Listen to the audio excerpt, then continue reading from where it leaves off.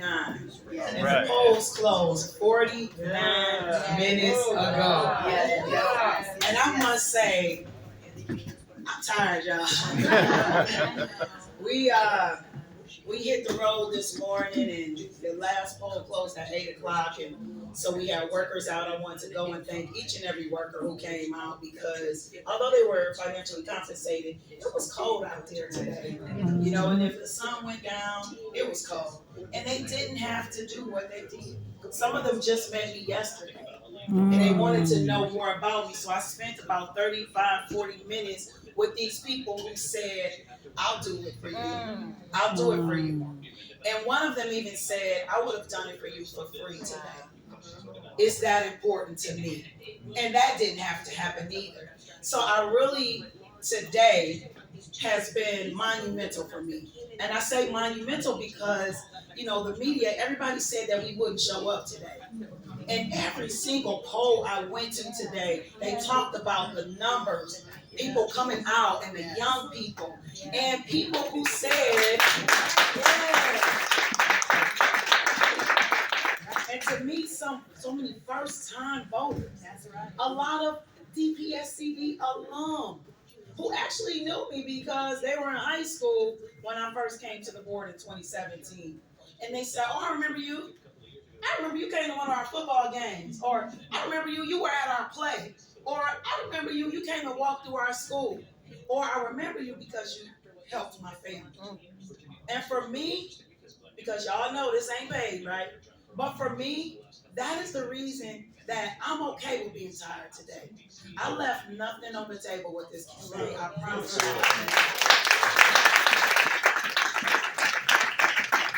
And to hear one of my brothers, Tafari, say, you know what? Most times incumbents don't even campaign.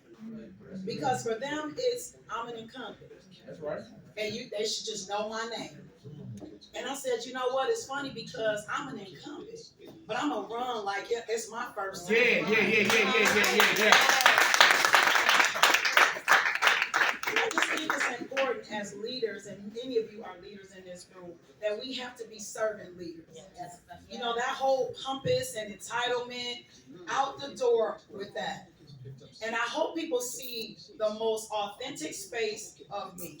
When it comes to these kids, yes, mine are grown. They're the one that can't take his hat off in the building. I'm sorry. I try to help them. I don't know. But, Jordan and Brooklyn are 20 and 23 years old. And so somebody said today, so when I ran the first time, they were in high school. And so somebody said today, well, do you have any kids in the district? I said, I'm glad you asked. I have almost 50,000 kids in the district. Because if I don't make decisions as if they are my children, then there's something wrong. So as I co-parent my nieces and nephews with my sister, it's almost like when I watch them and I've seen where they were, look at her, she's blushing now. Let's give it up for Lola today. Okay, I'm gonna say her real name because sometimes I forget. I call her Lola Falana, but her name is Reagan. And Reagan called me on Sunday, and excuse me.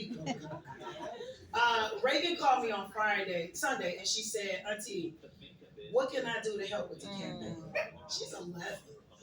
What? Yes, Lola.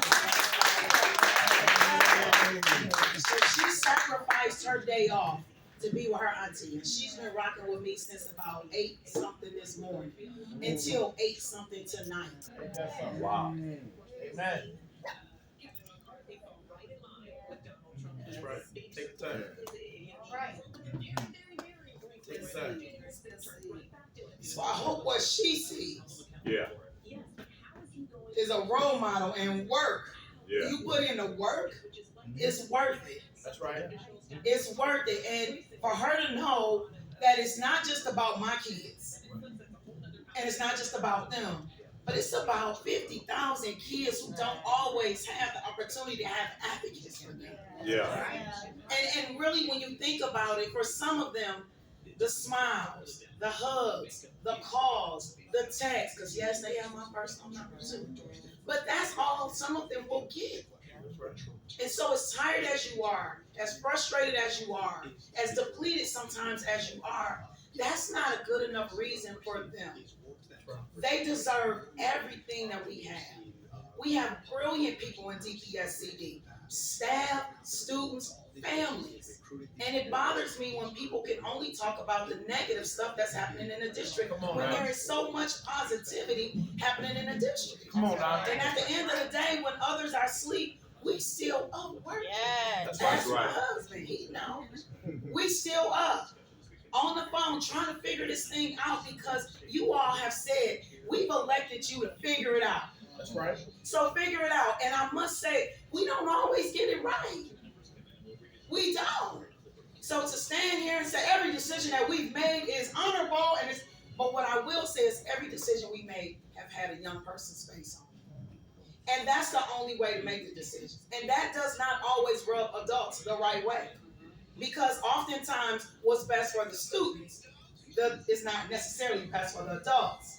And it's difficult sometimes to make that balance. But when I thought about running the second time, and I honestly, y'all know how much I love these babies, but it is extremely tough. If you've been to a school board meeting, you know. How many people been to a school board meeting? Okay, yeah, I'm glad my mom ain't here, which I will just say she can't come to no more school board meetings. She can't. She came to one. I was on stage and I saw her in the back, and all I saw was this, talking to another person in the audience. And I said, can somebody go get my mom? She been put out of here. But my mom is not here because she's working. She is a person who counts ballots at the end of the night. So if you don't see, and she said, do it on Wednesday. I said, Mother, the election was Tuesday. So I could be there, didn't she, Mr. Zell? Right? But when you see me, you see her. And so with my children, my nieces, my nephews, and even students who are not connected to me, what I hope they see is that this is a legacy of work. Yeah. If we stop now, they lose. That's right. Because they're not yet fully equipped to make it out here. That's right. And I don't care how many adult-like decisions they feel they have to make, they can't process it. And we should stop expecting them to. We've had to live a long time in order to do what we're doing right now. That's right. But yet we expect them to be adults, and we don't even model the behavior that they should see. And I think that's important. So, yes, when I'm at a school board meeting, my sister, Miss Michelle Davis, will send me the most beautiful text sometimes. Her and Mama Maya.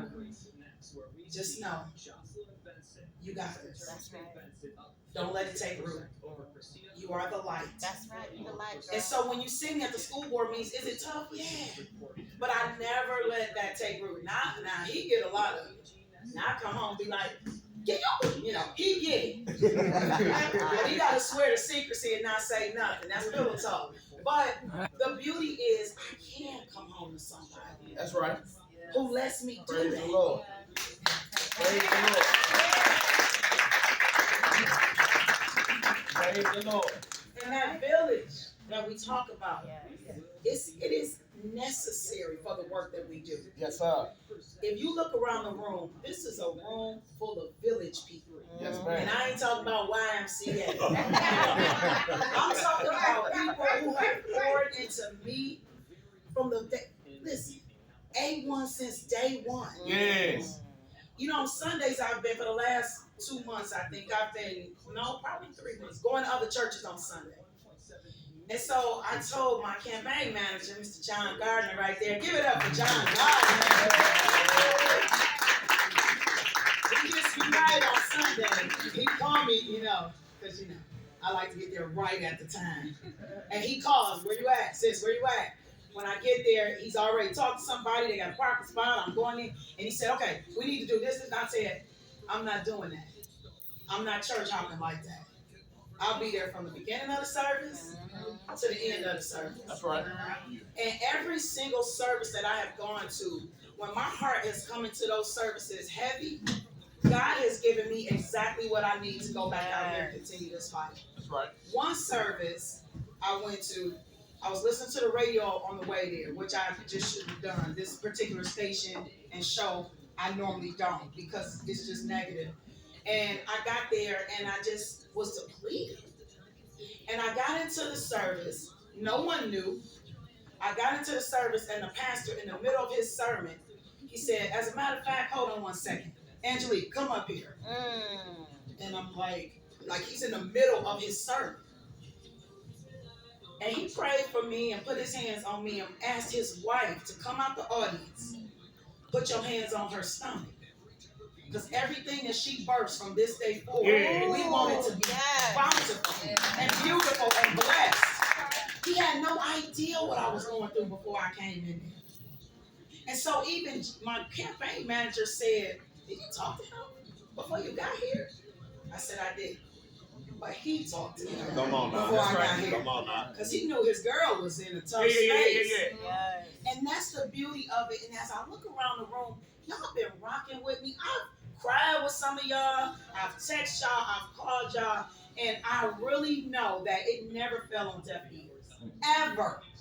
Ever.